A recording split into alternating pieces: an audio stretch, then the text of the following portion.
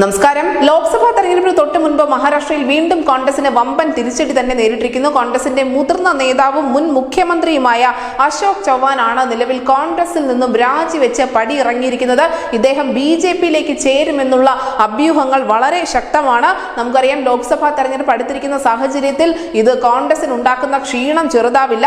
ഏതാനും ദിവസങ്ങൾക്ക് മുൻപാണ് മഹാരാഷ്ട്രയിലെ മുൻ മന്ത്രിയും കോൺഗ്രസിന്റെ നേതാവുമായ ബാബ സിദ്ദിഖ് പാർട്ടിയിൽ നിന്നും പടിയിറങ്ങിയത്. അതിന്റെ കാര്യകാരണങ്ങളൊന്നും തന്നെ താൻ വിശദീകരിക്കാൻ ആഗ്രഹിക്കുന്നില്ല. തന്റെ കൗമാരകാലം മുതൽ തന്നെ കൂടെ ഉണ്ടായിരുന്ന പാർട്ടിയാണ്. 4 പതിറ്റാണ്ടിലേറെ കാലം താൻ ഈ പാർട്ടിയിൽ പ്രവർത്തിച്ചിരുന്നു. പക്ഷേ ഏറ്റവും ഒടുവിൽ തനിക്ക് പാർട്ടി സമ്മാനിച്ചത് കൈപ്പേറിയ അനുഭവങ്ങൾ മാത്രമാണ് എന്നൊക്കെ പറഞ്ഞുകൊണ്ടായിരുന്നു ബാബ സിദ്ദിഖ് പടിയിറങ്ങിയതും അതിനുശേഷം അദ്ദേഹം അജിത് പവാറിന്റെ NCP-യിലേക്ക് ചേർന്നതും.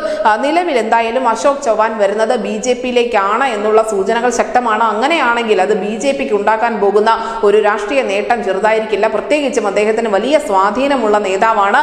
പല മേഖലയിലും ഒരുപാട് അണികളുള്ള ഒരു നേതാവ് കൂടിയാണ്. അങ്ങനെ ഒരു നേതാവ് കൂടി കോൺഗ്രസിന്റെ പടിയിറങ്ങുന്നു, BJP-യിലേക്ക് ചേക്കേറുന്നു. മഹാരാഷ്ട്രയിൽ മണിക്കൂറുകളുടെ വ്യത്യാസത്തിൽ മാത്രമാണ് ഈ വമ്പൻ രാഷ്ട്രീയ നാടകങ്ങൾ അരങ്ങേറിക്കൊണ്ടിരിക്കുന്നത്. News desk news India Malayalam.